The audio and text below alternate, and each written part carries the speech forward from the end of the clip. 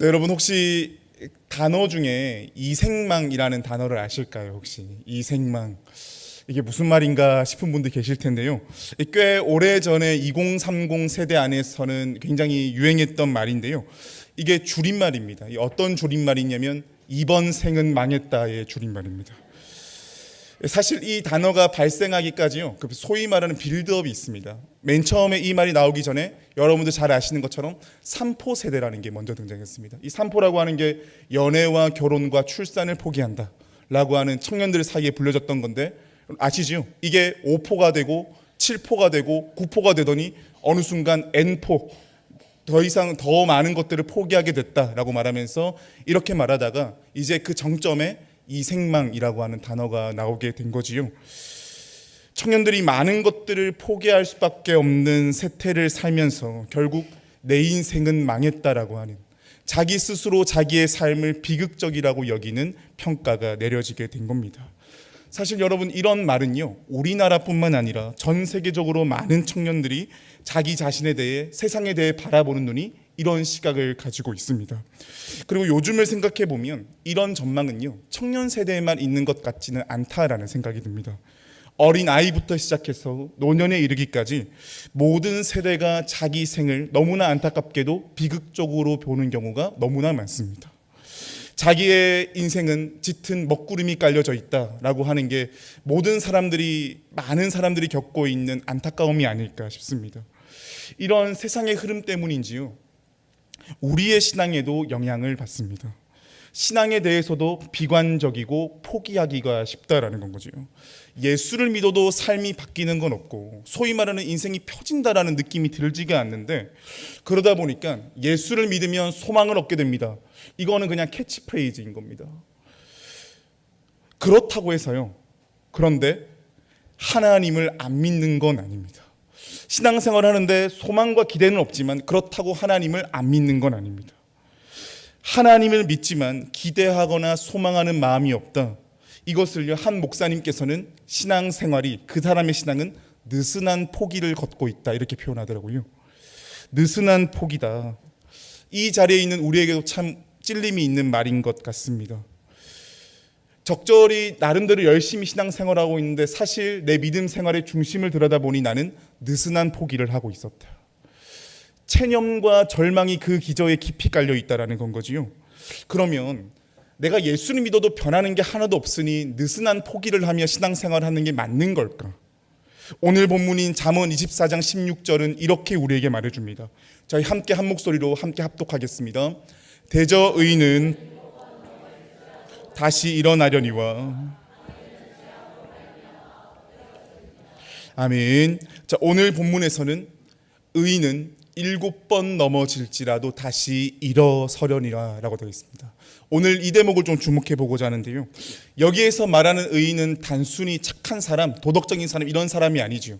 여기에서 의인은 하나님을 믿는 사람, 하나님을 의지하는 사람을 가리켜 의인이라고 말합니다. 근데 이 의인이 몇 번 넘어졌다고요? 7번 넘어졌습니다. 여러분, 이게 정말 딱 7번 넘어진 거를 말하는 걸까? 아닙니다. 이건 단지 횟수를 말하는 게 아니라요, 이 숫자 7이라고 하는 건 완전수를 의미합니다. 그러니까 모자람도 더함도 필요 없는 그 아주 충분한 그 상태인데요, 그러니 이 7번 넘어졌다라는 말은 무슨 말일까요? 완전히 넘어졌다라는 말입니다. 더 이상 어떤 가능성이나 어떤 희망도 일절 없는 상태를 가리키는 건 거지요. 그러니 본문을 다시 구성해 보면 이렇게 말할 수 있습니다. 하나님의 사람은 완전히 망했더라도 다시 일어설 수 있다. 다시요, 하나님의 사람은 완전히 넘어져도 다시 일어설 수 있다. 이렇게 말할 수 있는 거죠. 여러분, 이 말씀 어떠세요? 피부로 와닿으세요? 아멘. 할렐루야입니다. 아멘. 실제로 우리가 이런 역사 일어날 수 있기를 원합니다. 근데 이게요, 참 안타깝게도 일상을 살다 보면 또 어떨 때가 있습니까? 위로의 문장은 될 수 있을지 모르지만 내 인생에 정말 그런 일이 일어날 수 있을까라고 하는 의심이 마음 한켠 가운데에 있습니다. 현실은 전쟁인데 너무 낭만적으로 말하는 것 같이 느껴질 때가 있고요, 내가 지금 침체된 상태라고 하면 이런 말들은 더 내 신앙을 냉소적으로 만듭니다.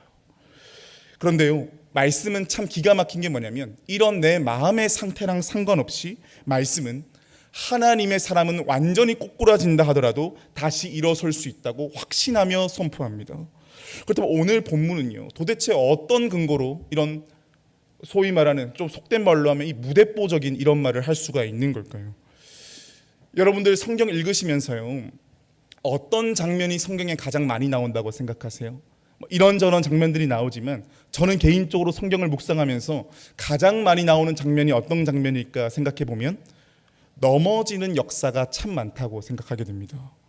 저희가 얼마 전까지 새벽 기도 때 열왕기서를 묵상했는데 여러분 엘리야를 보십시오. 이 사람 어떤 사람입니까? 하나님께서 죄악으로 가득 찬 이 아합 시대에 뛰어난 선지자로 부르는 사람입니다. 하나님의 고유한 부르심을 받아서 능력의 종으로 살았던 인물이지요. 바알과 아세라 선지자 850명과 겨루어서 정말로 엄청난 승리를 거두었던 위대한 선지자입니다. 자, 그러면 우리가 생각할 때 이런 엄청난 영적인 큰 승리를 거두었으면 흔들리지 않고 믿음의 길을 꿋꿋하게 걸어가는 게 당연해 보입니다. 그런데 여러분 열왕기상 19장을 보면 엘리야가 어떻게 움직이지요? 위대한 승리를 거두고 난 뒤에요, 이제 아합의 세력이 꺾여질 줄만 알았는데 더 기세등등해져서 어떤 일이 일어나냐면 아합의 아내인 이세벨에 의하여서 쫓김을 당하게 됩니다.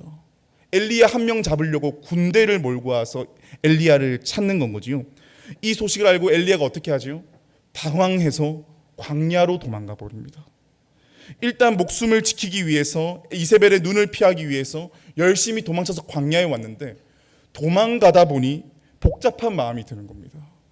분명히 하나님께서 이 위대한 승리를 나에게 주셨는데, 우리에게 주셨는데 왜 일이 이렇게 흘러가는가? 분명히 승리를 거두어서 마무리가 되어야 되는데 왜 나는 쫓기고 있는가? 이해되지 않는 상황 속에서 절망스러운 마음이 엘리야를 휩쓸고 있습니다. 이런 그의 마음이 드러나는 대목이 열왕기상 19장 4절에 나오는데요, 이때 엘리야가 어떤 모습을 취하지요? 로뎀나무 아래에 앉아서 하나님께 이렇게 말합니다. 하나님, 저 좀 죽여달라고, 제 생명을 좀 거두어 달라고 라고 말을 합니다. 지금 엘리야가 어떤 상태입니까? 완전히 넘어진 상태입니다. 여러분, 이런 일이 구약에만 있을까요? 신약시대에 와도 매한가지입니다. 여러분 잘 아시다시피 베드로는요, 예수님의 수제자입니다. 어느 누구보다도 예수님께 가까이 했지요. 그래서 예수님께서 베드로에게 가이사라 빌립보에서 이런 질문 던지지 않습니까? 너는 나를 누구라 하느냐 질문하니까 베드로가 주는 그리스도시요 살아계신 하나님의 아들이십니다 라고 고백을 합니다. 이 말이 주님께 참 감동이 되었어요. 맞죠? 그래서 주님께서 시몬아, 이제 너의 이름을 베드로로 바꾸어 주겠다. 그리고 너의 그 고백 위에 내가 교회를 세우겠다라고 말을 합니다. 제자들 중에서 예수님과 가장 친밀했고요, 예수님의 비전을 가지고 있는 사람이라고 해도 과언이 아닙니다. 이 정도의 대단한 믿음과 고백이 있으면 이 사람도 믿음이 안 흔들려야 되는 것 아닙니까? 그런데 여러분, 베드로에게 어떤 일이 있었지요? 대표적으로 예수님께서 제자들에게 너희가 때가 되면 나를 다 버릴 것이다 라고 말하니까 베드로에게 어떻게 말하지요? 다른 제자들이 다 예수님 배반해도 저는 절대 예수님 배반 안 할 거라고 장담하며 말을 합니다. 그때 예수님께서 이렇게 말하지요. 네가 오늘 밤 닭이 3번 울기 전에 나를 부인할 것이다. 근데 베드로가 이때 어떻게 또 말하지요? 내가 죽을지언정 주를 부인하지 않는다라고 하면서 아주 강력한 각오를 예수님께 말을 합니다. 근데 여러분, 결과가 어땠지요? 베드로는 예수님이 잡혀 있는 이 대제사장 가야바의 집에서요, 예수님을 3번 부인합니다. 그리고 닭이 울리는 소리를 듣게 되죠. 분명 베드로는 예수님을 감동시키는 믿음의 고백과 강력한 각오를 가지고 있었는데 지금 그는 어떤 상태입니까? 예수님을 부인한 배신자입니다. 부끄러운 상태인 거지요. 완전히 넘어져 있는 상황입니다. 이같이 여러분, 성경은요, 넘어진 역사를 기록하고 있습니다. 그런데 여러분, 성경에는 또 다른 얘기가 있는 것 아세요? 성경은 동시에 다시 일어서는 역사를 기록하고 있습니다. 엘리야가 이런 핍박 속에 있을 때에 죽는 편이 더 낫다고, 나를 죽여달라고 할 때 어떤 일이 일어납니까? 하나님께서 천사를 보내줘서 엘리야를 어루만져 줍니다. 그러면서 엘리야의 머리 위에 숯불에 구운 떡과 물 한 병을 내놓고 이것을 먹으라라고 말을 하지요. 먹고 났더니 엘리야가 기운을 차리게 되면서 주님께서 말씀하십니다. 너가 가야 할 길이 있다라고 말하면서 40일 40야를 호렙산을 향해 쭉 갈 수 있도록 인도하십니다. 로뎀나무 아래에 넘어진 엘리야는요, 넘어진 인생이었지만 다시 일어선 인생이 되었습니다. 베드로도 보십시오. 자신이 예수님을 배반했다는 것 때문에 마음이 편할까요? 그렇지 않지요. 매 순간이 죄책감에 눌려있는 순간들입니다. 깊은 무기력감을 가지고 갈릴리에 돌아가서는 이제 자기의 인생을 어떻게 생각했을까요? 그래, 난 이제 내 고향 갈릴리에서 그냥 어부로 살다가 인생을 마감해야겠다 라고 하는 체념적인 마음이 자기의 삶을 끌고 갔지 않았겠습니까? 이때 반전의 역사가 일어나지요. 요한복음 21장을 보면 부활하신 예수님께서 베드로를 찾아가십니다. 그래서 베드로를 만나서 그에게 물고기를 구워주면서 아침 식사를 대접해 주시지요. 죄책감에 갇혀있던 베드로는 이 예수님과의 대화를 통하여서 새 힘을 얻는 경험을 하게 됩니다. 이후에 주님의 말씀을 따라서 예루살렘에서 주님께서 말씀하신 성령을 기다리라 라고 하는 것의 음성을 받아들여서 마침내 성령 세례를 받고 난 이후에 이 베드로가 이제 어떻게 바뀌어집니까? 예수를 십자가에 못 박게 한 사람들 앞에서 예수가 그리스도라고, 예수가 구원자라고 사도행전 2장에서 선포하고 있습니다. 베드로는요, 이제 더 이상 죄책감과 시리에 빠진 물고기를 낚는 어부가 아니라 주님의 말씀대로 사람을 낚는 어부로 다시 일어서게 됩니다. 이처럼 성경의 역사는요, 넘어지고 끝나는 역사가 아니라 넘어졌다가 다시 일어서는 역사임을 알려주고 있습니다. 그럼 여러분, 우리는 여기에서 질문 한 가지가 생깁니다. 도대체 무엇이 완전히 넘어진 사람을 다시 일으켜 세울 수 있는가? 도대체 어떤 것이 완전히 넘어진 사람을 일으켜 세울 수 있느냐는 건 거지요. 우린 이것을요, 사도행전에서 드라마틱하게 발견할 수가 있습니다. 이 사도행전 3장을 보면 성전 미문에 앉아있는 안진뱅이의 모습을 말을 해주고 있는데요, 3장 1절을 보면 이 안진뱅이는 특징이 무엇인고 보니까 나면서부터 걷지 못한 이라고 말해주고 있습니다. 그러니까 태생적으로 앉아있을 수밖에 없는 삶을 살게 됐다라는 건 거지요. 오늘날 쉽게 말하면 장애인인 겁니다. 당시의 장애인은 어떤 취급을 받았는고 보니까 하나님으로부터 저주를 받은 인생이라고 여겼습니다.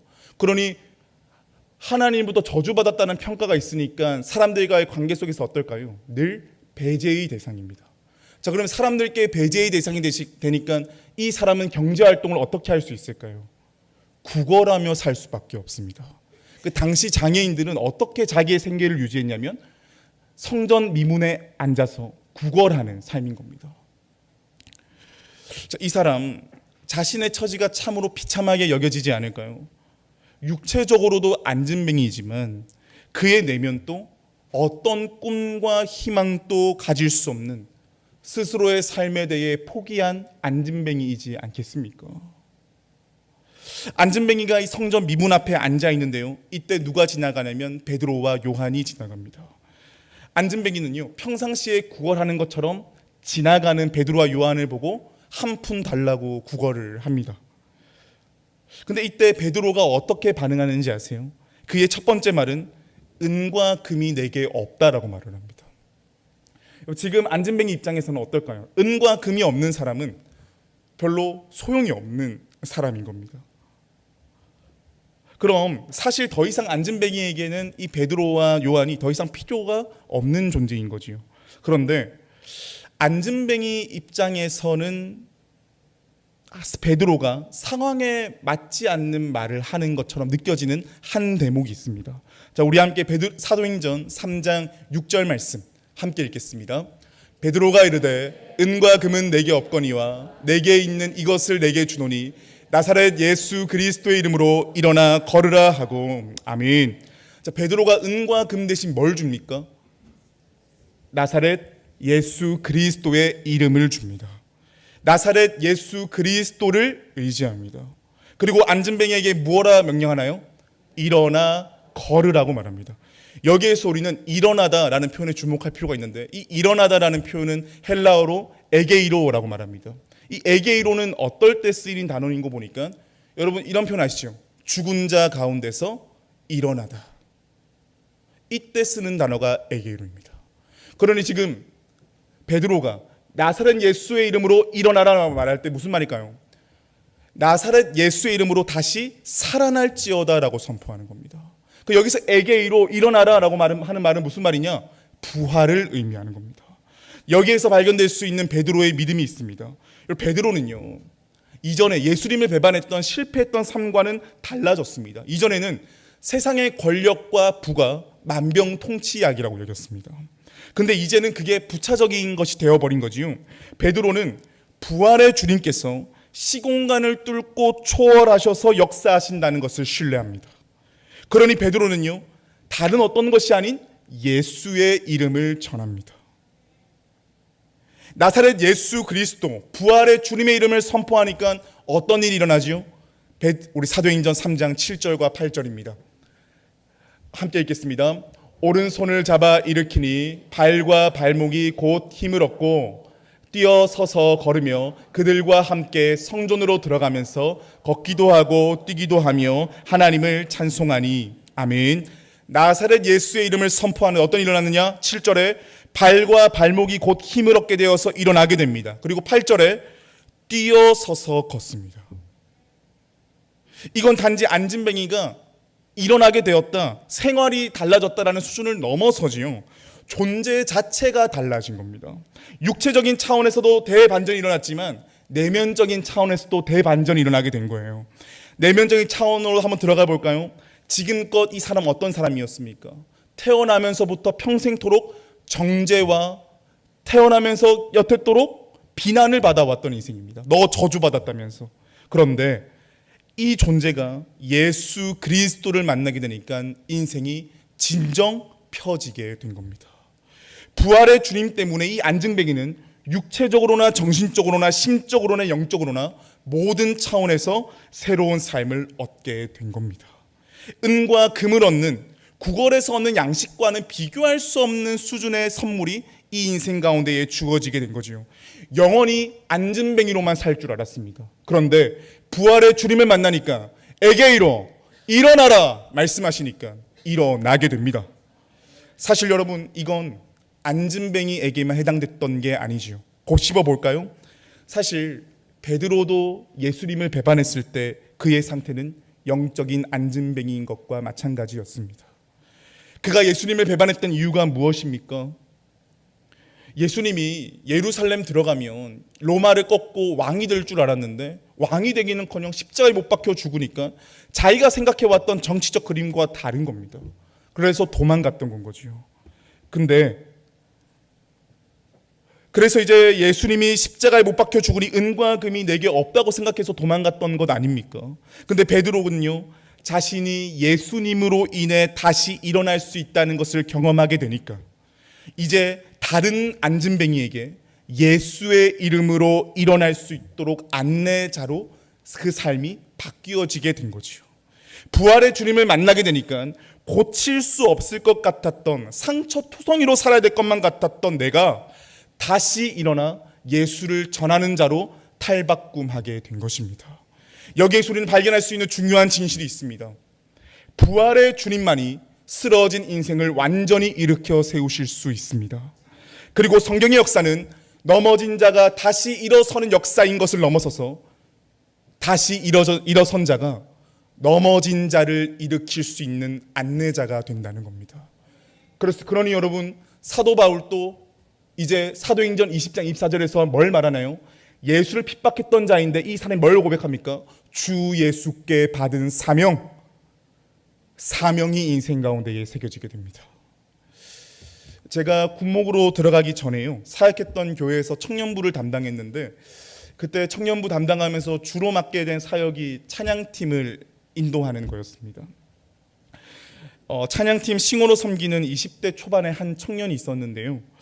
이 청년이 좀 에피소드가 있는 청년입니다. 어떤 청년이었냐면 청년 아버지가 갑작스럽게 몸이 안 좋아지시면서 몇 달간 투병 생활을 하시더니 몇 달 이내에 별세하게 되신 겁니다. 가족들은 준비되지 못한 죽음을 맞이하게 되어서 모두가 깊은 슬픔에 빠지게 되었지요.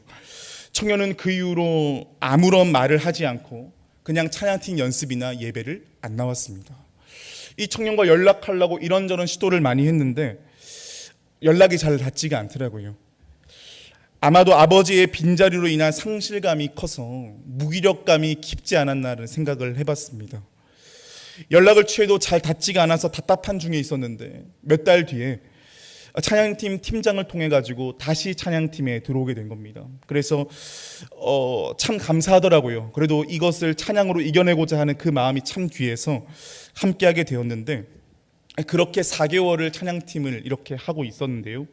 이 청년이 저에게 와서 이렇게 말을 하는 겁니다.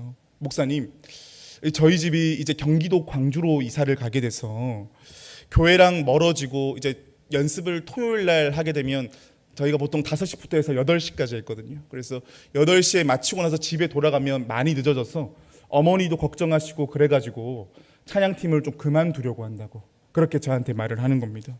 들었을 때 당연히 납득이 되지요. 너무 돌아가는 시간이 늦어지니까.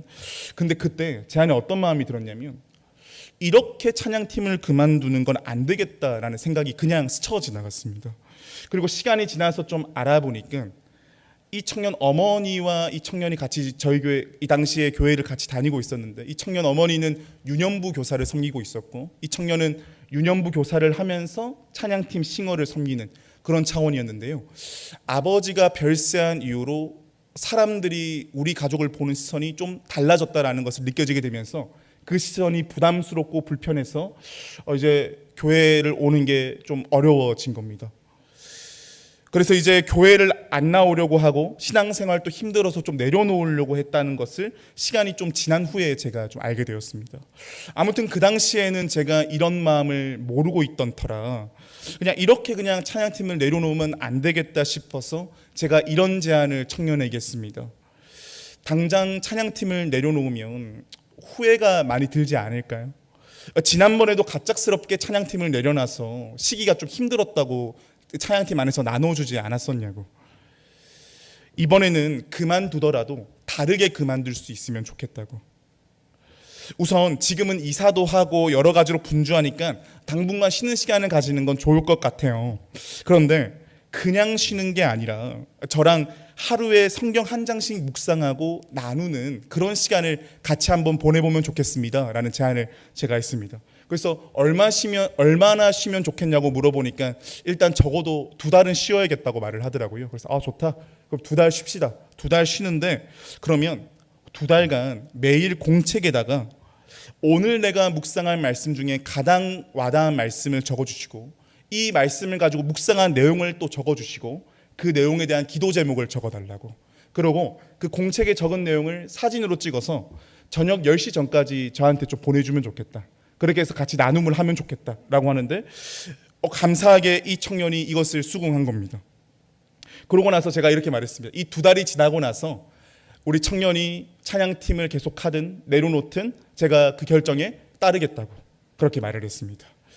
그래서 이제 이 2달 동안 이 복음서 한 권과 바울서신 한 권을 차례로 묵상했는데요.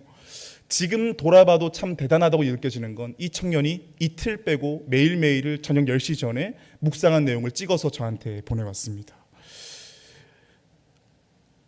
그리고 참 인상적이었던 것이요. 시간이 지나면 지날수록 희한하게 묵상의 길이가 길어지더라고요. 그래서 어느 날은 3페이지를 써서 저한테 찍어서 보내줬더라고요.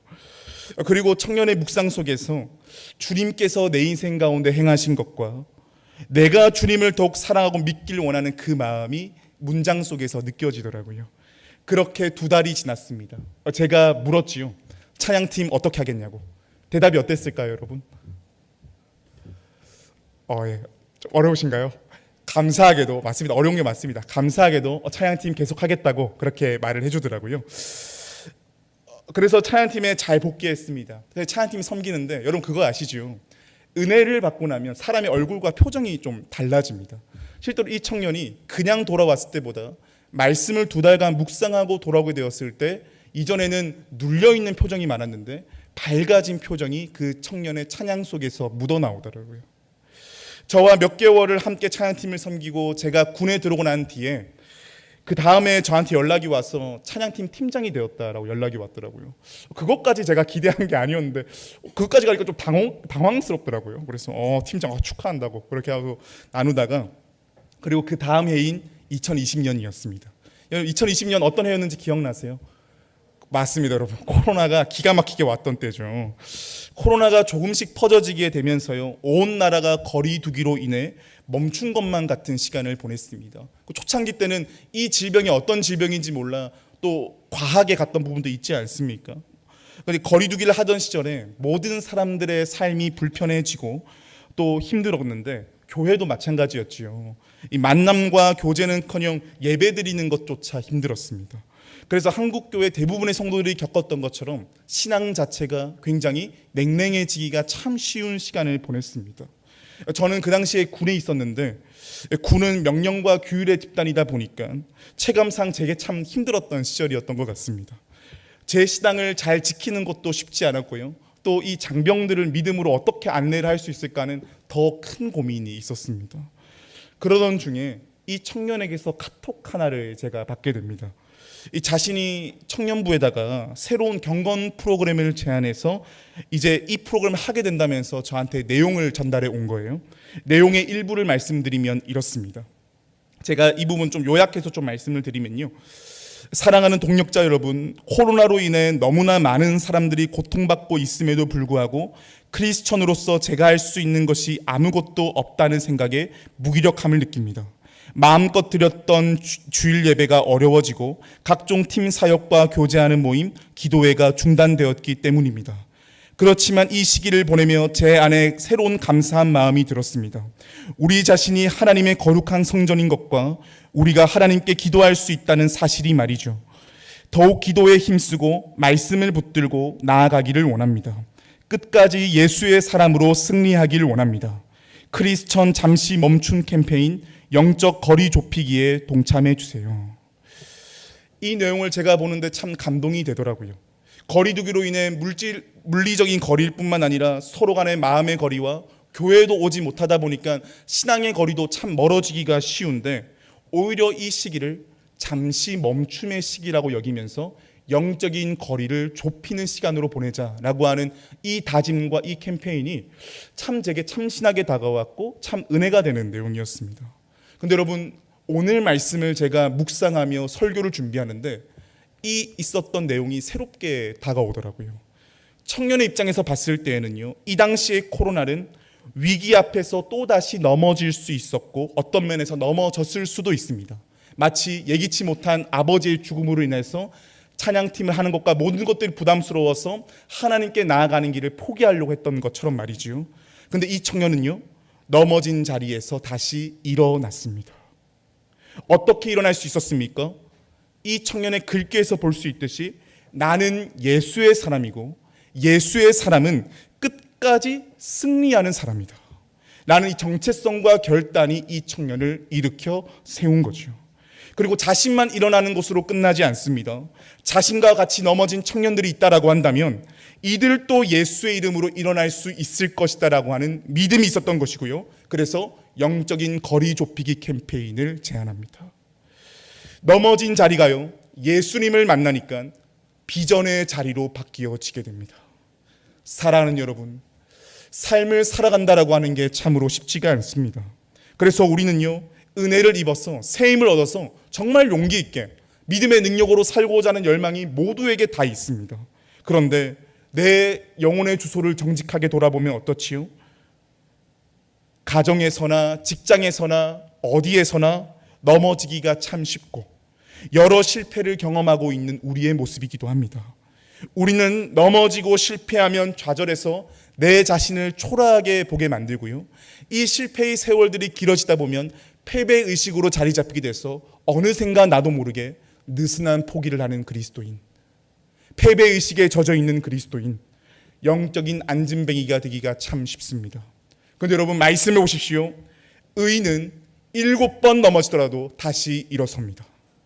어떻게 일어설 수 있습니까? 이 사람의 믿음이 완벽해서입니까? 아니면 가지고 있는 조건이 많아서인가요? 아닙니다.